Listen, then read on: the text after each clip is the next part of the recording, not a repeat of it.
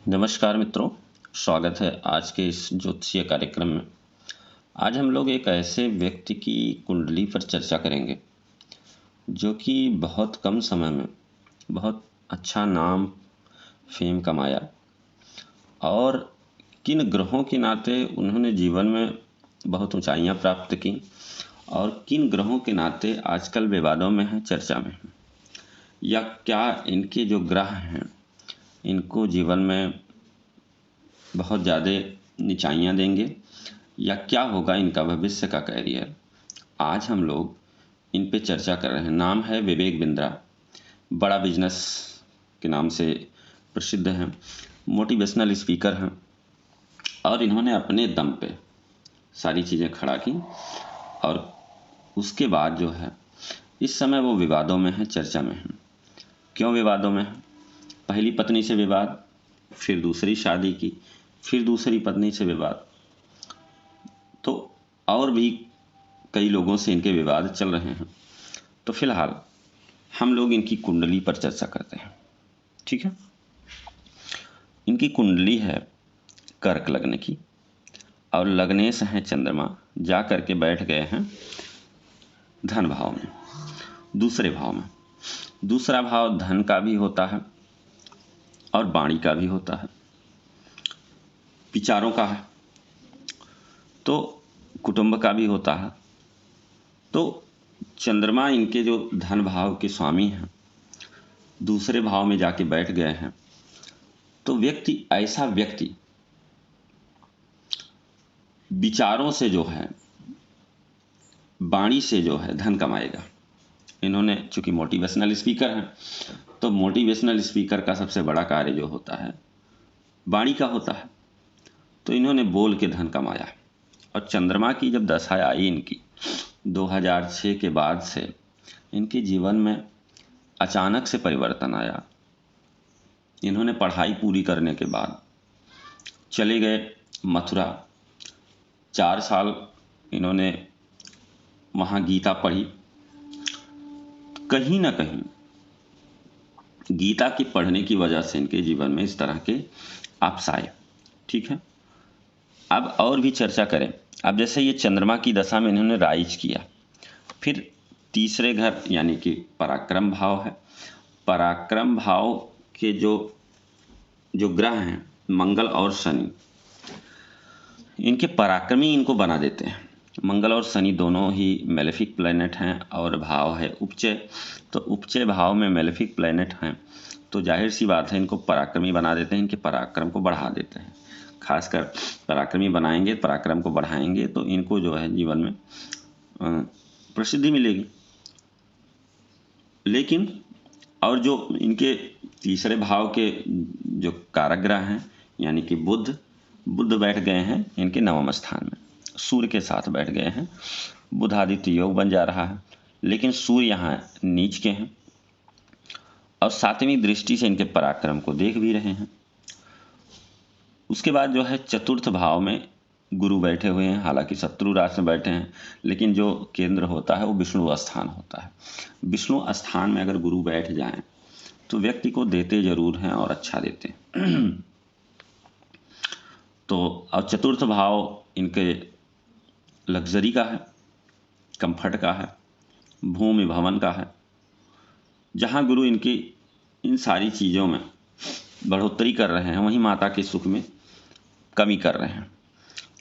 और सूर्य चूंकि नीच के हैं, तो इनकी जो दशा आती है शुक्र में सूर्य की दशा आती है, तो उसी समय इनके पिता की मृत्यु हो जाती है। उस समय इनकी अवस्था रही होगी 3 साल, लगभग 1985 में इनकी ये दशा आई थी और 82 में इनका जन्म हुआ था। इन्होंने कुल 41 साल में इतने सारे अप्स और डाउन्स देखना शुरू किए। अब देखिए, जैसे जो लग्नेश हैं, लग्न है कर्क लग्न में के स्वामी चंद्रमा धन भाव में बैठ गए हैं। लेकिन जो कर्क लग्न की कुंडली हम देखते हैं तो ज़्यादातर लोगों में, आज तक जितनी कुंडलियां हमने देखी हैं कर्क लग्न की, ज़्यादातर लोगों में जो दाम्पत्य जीवन है प्रभावित रहता है। तो दाम्पत्य जीवन प्रभावित होने का मतलब ये है कि पहली पत्नी से इनके जो है संबंध अच्छे नहीं रहे, एक बेटा भी हुआ, लेकिन अंततोगत्वा मामला कोर्ट में गए। कोर्ट में मामला चल ही रहा था, इन्होंने दूसरी शादी कर ली, और दूसरी शादी कर दी जिससे 6 दिसंबर को अभी की हुई है, और 7 दिसंबर से को ही इनको अपनी पत्नी से विवाद हो गया। कारण क्या है? ये इनका जो चार्ट है, सितंबर तक तो इनकी मंगल की दशा चली, और मंगल जो है चतुर्थ दृष्टि से इनके चतुर्थ भाव, 6वें भाव को देख रहा है। 6वां होता है रोग, रिपु और ऋण, तो कहीं ना कहीं उस पर कंट्रोल था। लेकिन जैसे ही मंगल की दशा खत्म हुई, राहु की दशा इनकी शुरू हुई, और राहु की दशा सितंबर 2023 से शुरू हुई, और उसके बाद इनके जो समस्याएं हैं उस पर अंकुश लगना बंद हो गया, और विवादों में आना शुरू हो गई है। और पत्नी से विवाद, उसके बाद एक मोटिवेशनल स्पीकर और हैं संदीप माहेश्वरी, उनसे विवाद हो गया। उसी के बाद तो इनका जो है एक्सपोज होना शुरू होगा। रीज़न क्या है? नवांश कुंडली में अगर हम इनके देखें तो लग्न में सूर्य हैं, शत्रु राशि का, अथॉरिटी चाहते हैं, लेकिन अभिमानी बना देते हैं, व्यक्ति को अभिमान हो जाता है। मंगल और राहु इनके पंचम स्थान में है। मंगल और राहु यानी कि अंगारक दोष, इनके पंचम स्थान यानी कि पूर्व जन्म के पुण्य का स्थान होता है, लव अफेयर का भी स्थान होता है, यही स्थान। तो ये तो इसकी वजह से ये समस्याएं इनको हैं, इन बहुत ही क्रोधित स्वभाव के हैं। और पंचम स्थान इनका मन का है, जो है बुद्धि का है। इनको जब क्रोध आता है तो इनको ये नहीं पता चलता है कि अब क्या है, बहुत ज़्यादा क्रोधी हैं। और इनके अष्टम स्थान में देखें अगर हम, शनि और चंद्रमा हैं, यानी कि विष योग बना रहे हैं। इस समय शनि इनके द्वितीय भाव में है, गोचर में। तो कहने का मतलब ये है कि इनका जो जीवन है जनवरी 23 के बाद कुछ ज़्यादा समस्याओं से घिरता चला गया, क्योंकि दूसरे घर में जब शनि आते हैं, इस समय गोचर में शनि यहाँ पर है, दूसरे घर में जब शनि आते हैं तो धन तो देते हैं, लेकिन फैमिली से डिटैचमेंट दे देते हैं। मतलब फैमिली से व्यक्ति की दूरियां हो जाती हैं, पारिवारिक दूरियां हो जाती हैं। तो माता का भी सुख इनको नहीं मिला, क्योंकि पिता की मृत्यु के बाद माता ने दूसरी शादी कर ली। तो कुल मिला के अब इनको पैसा क्यों आया? शुरुआत इनकी जो रही, ये जब पढ़ाई पूरी करने के बाद जब चले गए मथुरा वृंदावन, वहाँ गीता इन्होंने पढ़ी, तो नवम स्थान में इनके बुध बैठे हुए हैं, सूर्य के साथ बैठे हुए हैं। तो नवम स्थान में बुध हैं, क्योंकि नवम स्थान होता है धर्म का, और धर्म से चीज़ें जुड़ करके जब व्यक्ति कोई व्यवसाय करता है तो राइज करता है। लेकिन धर्म का सहारा ले करके किसी को चीट नहीं करना है, एथिकल रूप से ही रहना है, अनएथिकल नहीं बनना है। तो अनएथिकल जैसे बने, शनि आ गया इनके यहाँ पर। शनि वैसे इनके 8वें घर में है इस समय, तो लग्न कुंडली में, तो ये कष्ट का घर होता है, पेन का होता है, पीड़ा का होता है। तो कहीं ना कहीं इनका जो अचानक अप्स हुआ, अचानक इनका जो ग्रोथ हुआ, वही इनके पीड़ा का कारण बन गया। क्योंकि व्यक्ति के अंदर दुष्प्रवृत्तियां भी आती हैं। आप देख रहे होंगे कि शुक्र और चंद्रमा का संबंध बन रहा है आमने सामने। तो ये जो संबंध बनता है व्यक्ति के अंदर कहीं ना कहीं वासना को बढ़ा देता है। तो जब व्यक्ति के अंदर वासना बढ़ जाती है तो व्यक्ति कहीं ना कहीं गलत चीज़ों में लिप्त होने लगता है।